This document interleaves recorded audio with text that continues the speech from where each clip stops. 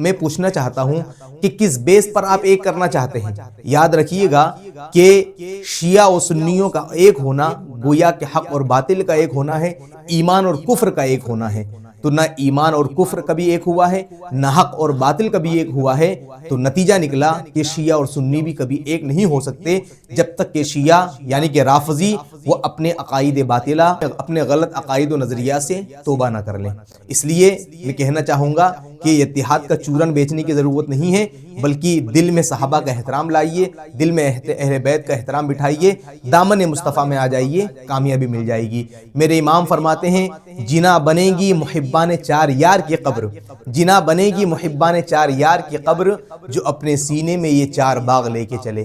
آج کے دور پرفتن میں صلح کلیت کی ذہنیت رکھنے والے کچھ افراد یہ کہتے ہوئے نظر آتے ہیں کہ صاحب ہمیں ان فرقوں کے لفڑوں میں نہیں پڑھنا چاہیے، خاص طور پر سنی اور شیعہ کے لفڑوں میں تو پڑھنا ہی نہیں چاہیے۔ آپ دیکھ نہیں رہے ہیں کہ بھئی چاروں طرف سے مسلمانوں پر مصیبتوں کے پہاڑ ٹوٹ پڑے ہیں، لیکن تب بھی مسلمان ہیں کہ ایک ہونے کا نام نہیں لے رہے ہیں۔ یہ شیعہ سنیوں کو بھی ایک ہو جانا چاہیے۔ کس بیس پر آپ ایک کرنا چاہتے ہیں؟ آپ کو پتا بھی ہے کہ سنی اور شیعہ کس بیس پر الگ ہیں جو آپ اتحاد کا چورن بیچ رہے ہیں؟ نہیں پتا ہے تو سن لیجئے۔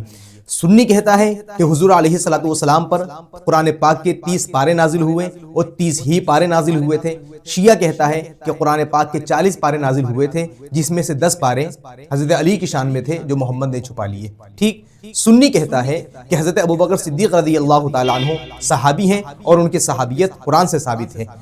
شیعہ کہتا ہے کہ حضرت ابوبکر صدیق رضی اللہ تعالیٰ عنہ کے بارے میں کہ وہ تو غاصب ہے، وہ تو کافر ہے، ہم تو ان کو صحابی بھی نہیں مانتے۔ ٹھیک ہے، سنی کہتا ہے کہ حضرت عمر فاروق اعظم رضی اللہ تعالیٰ عنہ ایسے مقدس اور جلیل القدر صحابی ہیں کہ ان کی رائے اور مشورے کے موافق قرآن کریم میں آیتیں نازل ہوئی ہیں۔ اور شیعہ کہتا ہے کہ عمر پر بے شمار لعنت ہو، معاذ اللہ رب العالمین، 100 مرتبہ معاذ اللہ، کہ عمر تو کافر ہے، عمر کو تو ہم مسلمان بھی نہیں مانتے۔ سنی کہتا ہے کہ حضرت عثمان غنی رضی اللہ تعالی عنہ ایسے شرم و حیا کے پیکر ہیں کہ جن سے اللہ تبارک و تعالیٰ بھی حیا فرماتا ہے، اور عشرہ مبشرہ میں آپ کا شمار ہے، وہ جنتی صحابی ہیں۔ اور شیعہ کہتا ہے کہ وہ تو مسلمان ہی نہیں ہیں، ہم ان کو صحابی نہیں مانتے، وہ تو کافر ہے ہمارے نزدیک۔ ٹھیک ہے، اسی طرح حضرت علی رضی اللہ تعالیٰ عنہ کے بارے میں سنیوں کا عقیدہ یہ ہے، سنی کہتا ہے کہ الحمدللہ حضرت علی رضی اللہ تعالیٰ عنہ چوتھے خلیفہ ہیں، داماد پیغمبر ہیں، حضور علیہ السلام کے بڑے چہیتے صحابی ہیں اور اللہ تبارک و تعالیٰ کے مقرب بندے ہیں۔ اور شیعوں کا عقیدہ یہ ہے کہ حضرت علی رضی اللہ تعالیٰ عنہ تمام صحابہ سے افضل ہے، خلیفہ بلا فصل ہے، اور یہاں تک کہ گھٹیا عقیدہ تو یہ بھی ہے کہ حضرت علی رضی اللہ تعالی عنہ نے ساری کائنات کو پیدا کیا، جو کہ در حقیقت شان ہے اللہ تبارک و تعالیٰ کی۔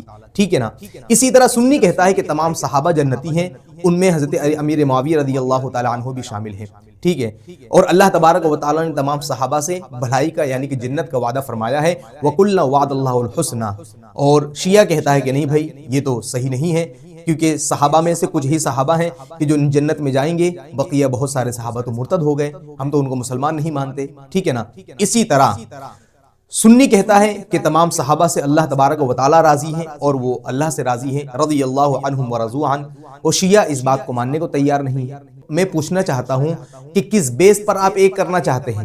یاد رکھیے گا کہ شیعہ و سنیوں کا ایک ہونا گویا کہ حق اور باطل کا ایک ہونا ہے، ایمان اور کفر کا ایک ہونا ہے۔ تو نہ ایمان اور کفر کبھی ایک ہوا ہے، نہ حق اور باطل کبھی ایک ہوا ہے۔ تو نتیجہ نکلا کہ شیعہ اور سنی بھی کبھی ایک نہیں ہو سکتے جب تک کہ شیعہ یعنی کہ رافضی وہ اپنے عقائد باطلہ، اپنے غلط عقائد و نظریات سے توبہ نہ کر لیں۔ اس لیے میں کہنا چاہوں گا کہ اتحاد کا چورن بیچنے کی ضرورت نہیں ہے، بلکہ دل میں صحابہ کا احترام لائیے، دل میں اہل بیت کا احترام بٹھائیے، دامن مصطفیٰ میں آ جائیے، کامیابی مل جائے گی۔ میرے امام فرماتے ہیں جنا بنے گی محبان چار یار کی قبر، جنا بنے گی محبان چار یار کی قبر، جو اپنے سینے میں یہ چار باغ لے کے چلے۔